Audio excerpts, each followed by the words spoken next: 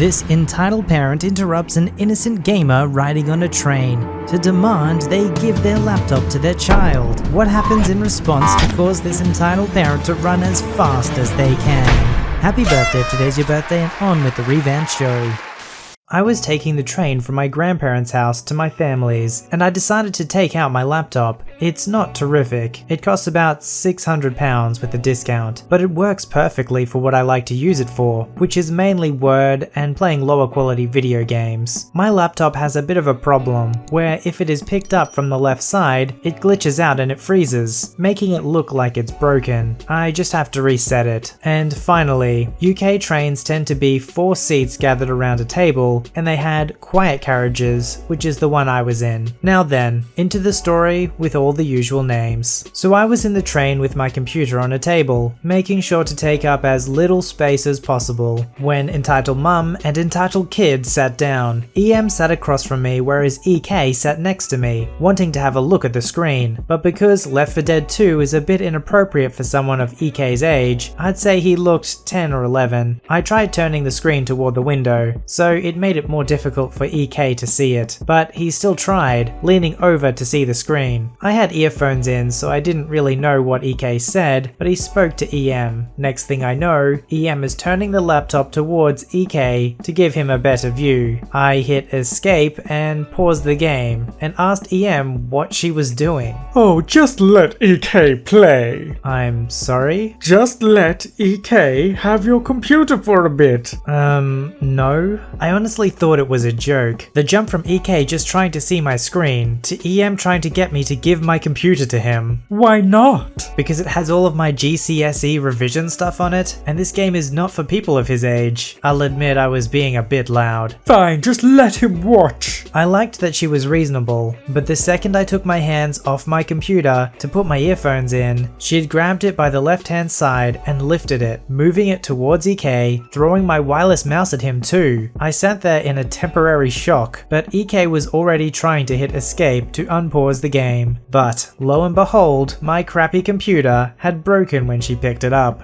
The left-hand side of the screen was glitched out. Mom, he's done something to it. EM turned the computer and moved the mouse around, and unplugged the earphone, hearing the repeating sound of Left 4 Dead 2 glitching the frick out. I swear I wish I had my phone out to take a picture, because her expression changed too quickly for me to enjoy them. It was originally shock, anger, then horror, as she realized she broke my computer. Within a second, she had grabbed all her bags, EK's hand, and she was waddling down the carriage into the next one. A few people nearby asked what happened and if they should get some help from the staff. But I said no, because it was fixable, and I wasn't being bothered anymore. As I said before, all I had to do was hard reset it and everything was fine. Most parents are really sensitive to their kids playing violent or horrific video games, so it's really strange when you meet a parent who's almost the complete opposite. It's like they continually insist that their kids be exposed to it. It's just strange when you've got the hero of our story who's like, oh, there's a kid there. This is a pretty violent, horrific video game. I'll do the pretty reasonable thing and just tilt my screen away, you know. Gonna keep playing, but I just don't want to expose the kid to that if it freaks him out. Meanwhile, you've got the parent like, now listen here, EK, you're gonna watch these zombies and you're gonna like it.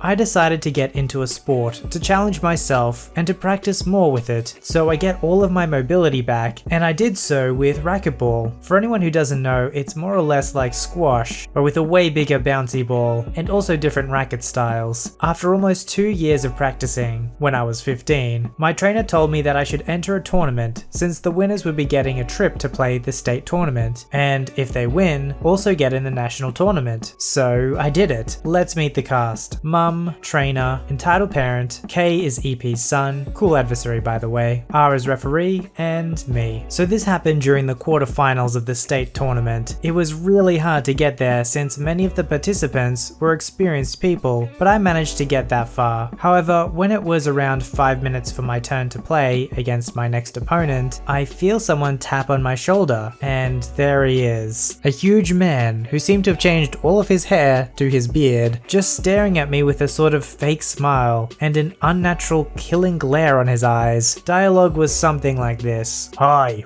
Hello? So, you do play good, boy. Thanks, I suppose. You know, the boy you're about to face is my son. He has been practicing for this for years. Me supposing it was just an attempt to be a good sport. Well, me too. I suppose it's going to be a really good match then. Yeah, sure. You will see. I was actually wondering if you could just, quit. What? Yeah, I mean, it's not a big deal. Also, you will actually do yourself a favor, since I know my son would wreck you if you face each other. I'm actually ticked with his attitude. Okay, then we will see who the best player is. Are you for? Hey, it's your turn now. EP stopped his sentence and just walks away with a really bad mood. I swear that if glares could kill, his could be the John Wick's version of them all. So the game started and it was a really good game. We were actually really tied. However, I was gaining the lead of it. Just a few minutes later into the game, a horn is played. This means that something has happened and the game needs to be stopped. It appears that in the game that was at our side, also to decide the semi-finalists, one of the contestants fell off and got a lesion, so he wasn't able to play and needs to get to the hospital. As I got out of the game room to see what has happened, I left my racket at the side of my competitors. Huge mistake. So it appears that while everyone was distracted, EP saw a chance to sabotage me so his son could win. He literally entered the room and destroyed my racket as if a bowling ball had passed through it. Fortunately, this wasn't unnoticed. Hey, what the frick are you doing? Nothing. Hey, that is my son's racket. What are you doing? Oh, well, I was just assuring that nothing happens to them. But when I got here, it was like this. What? I literally saw you breaking the cords. Sir, I must tell you that this is a several infraction of the game rules. Your son can't play in the tournament. This isn't fair. I didn't do anything. Surely it's just a poor trick of him, referring to my trainer, to get his student to the semi-finals, since he can't do a darn thing against my son. Well, this can be arranged by simply looking at the cameras that are recording the matches. Suddenly, every inch of security in EP's face vanished. I just limited myself to observe the show. Okay, sir. I'm sorry, but as the camera shows, you are guilty, so your son will be disqualified. Oh no, not this again. Thanks for not trusting in me, Dad. Even if I couldn't win, it was because my opponent was better and deserved to win fairly. Oh, come on. I was just trying to help you. I'm sure you could win anyways. Then why did you sabotage me instead of trusting him? At this moment, a mix of rage and embarrassment was shown in both EP's face and voice. This doesn't concern you. Also, don't be that confident. You don't have a racket, so you can't play anyways. No, Dad, this does concern him, since you broke his racket. And yes, he does have a racket. At this point, I was actually surprised, since Kay grabbed his own racket, which was way newer than mine from what I could see, and was way more expensive as well, and gave it to me. Please take this as an apology for my dad's behavior. I hope you win the tournament. At this moment, my mum and trainer arrive with security of the place, so they take EP away with his son. EP was enraged at this moment because his son was on my side of the dispute. Trainer asked mum if she wanted to press charges, but she said that I was the one who should take that decision, to which I happily said no, since I actually won a new racket in that situation, and felt bad for Kay having to deal with his dad. What happened next was that I got myself into the finals, but ended up losing against the one who actually made it to the semi-finals in the national tournament. For what I can tell of EP, he received obligatory parenting courses and is a way better person now. Also, Kay is one of my best friends nowadays. Some parents take competitions that their kids are in way too seriously. You can just tell that they're trying to live their projected failures into their children's lives, as if they're trying to right some sort of wrong that they can't do in themselves now because they're too old and unathletic. You know it's not that they just want the best for their kid, because who would want to win a competition by cheating? You don't actually get any satisfaction from that. If you're cheating at a competition to win, it's no longer about being successful at something you love. Instead, all you care about is the prestige of what other people think about you. And that's what this parent wanted. They wanted to boast that their kid was the best and was the champion. It didn't really matter to them how they got there or if they even got there legitimately. They weren't proud of their kid for being the best. They just wanted to show off their kid as if it was some shiny medal. At least the kid showed signs of humanity, so the parenting isn't rubbing off too much.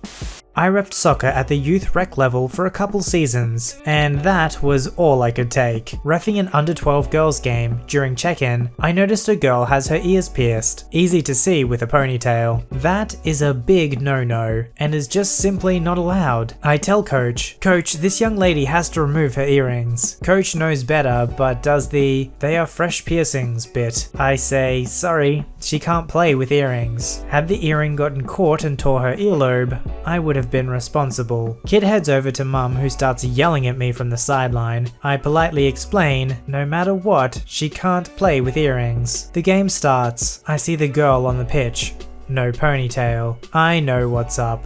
On a stoppage, I walk over, see she is still wearing the earrings. I yellow card her and send her off the field for an equipment violation. Coach is livid. I explain to the coach she is welcome back to play once the earrings are removed. Other team coach chimes in. "Ref is right, this is a danger." Now coach is livid, and mum is giving it to me from the sideline without actually crossing the verbal line. Halftime comes, earring team is winning 4-1, and it is not that close. Should have been 10-1.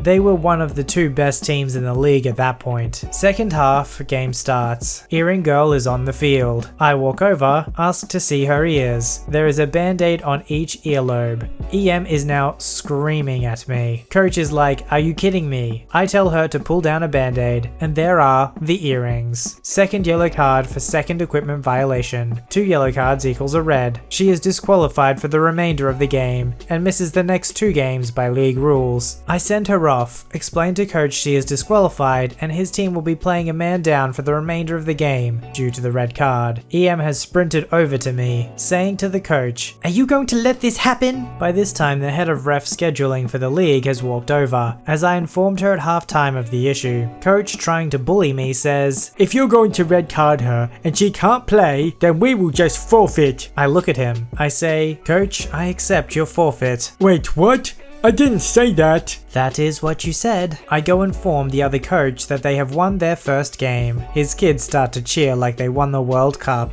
I grab my ref bag and walk to my car. Later I get a call from the ref scheduler, apologizing for the idiots. She assures me the red card and the forfeit will stand. The entitled team ended up as a co-champs, with a record of 9-1 that year, as the second best team, who they beat, also had a 9-1 record due to the forfeit. That EM to this day still stares daggers at me if she sees me around town. I always make sure to pinch my earlobe and give it a wiggle when she does. There are some parents who are so self-absorbed that they don't understand why the rules are there, or they just think they don't apply to them. Obviously this particular rule was because in the past, somebody's earlobe has been torn because they wore earrings. And yes, maybe it's a minor risk, but if the ref is the one who's going to be held responsible, it's his job to enforce that it doesn't happen, no matter what the risk.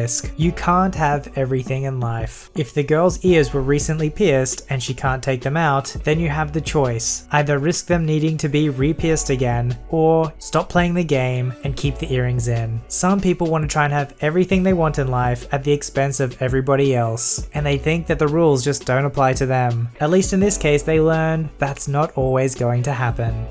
I am a 22-year-old supervisor at a gas station. I had been working there for just about a year when this incident happened. This is not entirely my story, but I did have a role in it. It all started on a beautiful weekend afternoon. I was working in the back of the store, rinsing out some coffee pots, when my assistant manager, AM from now on, storms past me on the verge of tears. She rushes into our walk-in cooler and closes the door behind her. I poke my head in to see if there was anything I could do, and I was quickly told to get out. I walked over to the registers and asked what had happened, and this is what I was told. Last week, a woman, EM from now on, was trying to grab an energy drink and accidentally knocked another can off the top shelf, and, as most cans of carbonated beverage do when they're dropped, detonated all over EM's boots. AM quickly hurries over to try and calm EM down. EM was understandably upset, and AM quickly offered to call our main store. Our station was linked to to a larger retailer and have the boots cleaned at one of our partners, a dry cleaners, for free. EM demanded to have the boots cleaned at a different dry cleaners. AM and the main store manager agree to this demand, and the company pay to have the boots cleaned. All's well that ends well, right? Wrong. What had caused my assistant manager so much distress is that the entitled mum, her boyfriend, EB from now on, and one of their kids had just come into the store looking for AM. AM, being the nice person that she is, went over to see what was wrong. EM, upon seeing AM, launched into a rant about how the dry cleaners did not do a very good job on her boots, and she wanted the store to buy a new pair. AM tries to explain that she had no control over what had happened and couldn't really do anything about it. As expected, EM didn't take no for an answer and pulled her trump card. She had called the main store director, and he had agreed to have the company pay for a new pair of boots. That's when the assistant manager catches onto something that the entitled mum wasn't expecting. AM asks EM if the store director she talked to was male. EM says yes. AM then counters and says that our store director was in fact a woman. EM had called the wrong store and thus would have to go to that store to settle the matter. EM and EB didn't like this, and both of them begin berating AM and bullying her in tag team fashion, while their kid stands behind them, rather sheepishly. They demand that AM call the main store director and get a new pair of boots for EM. They even had the guts to demand that AM pay for the boots herself. AM calls the store director, who thankfully was at work that day, and she agrees to get EM a new pair of boots. Not completely satisfied with this, EM and EB berate AM one more time before leaving. AM runs off to go vent in the cooler, and one of their co-workers, not me, takes her to a nearby bar to try and calm her down. Now there were a few more things that happened that just add more fuel to the fire. I almost wish I could start in EM's car. The co-worker who was standing nearby and witnessed the bullying noted that EM was actually wearing the boots that had been stained, and the fact that they didn't look bad at all. The biggest thing that some of you may have figured out already is that AM had no control over what happened. EM knocked the can over, and not only that, she chose what dry cleaners the store took the boots to. AM was just the middleman, or woman in this case. But did that matter to EM? Nope. AM was the only actual manager that EM dealt with, although if I had known what was going on, EM would have had to deal with a very ticked off supervisor who would have had readily thrown them out for verbal abuse, and thus became the target for a classic EM tirade. I know I am just ranting now, but there is one final nail in this coffin I want to add. EM and EB came back looking for AM after getting the new boots. Not once, but twice. Both times AM wasn't there, so they left, and not happily I will add. I'm sorry this story doesn't have the happiest ending, but that's how it goes in retail. Not every case or rude and or entitled person ends in them getting sweet justice. Sometimes they get what they want and move on to their next target. Here's hoping EM and EB get that karma back in full. And EM and EB, if you happen to be reading this, please know that if you come into my station looking for AM and you're not there to apologize, you better be prepared to be banned from the store's premises. Nobody bullies my coworkers when I'm around. Submit your story to be read on the channel at VoiceyHereStories@gmail.com and join our Voicey veteran community at r/VoiceyHere. Don't forget to like, subscribe, and hit that bell to never miss an episode. Alright, Voicey veterans, I'll see you in the next one.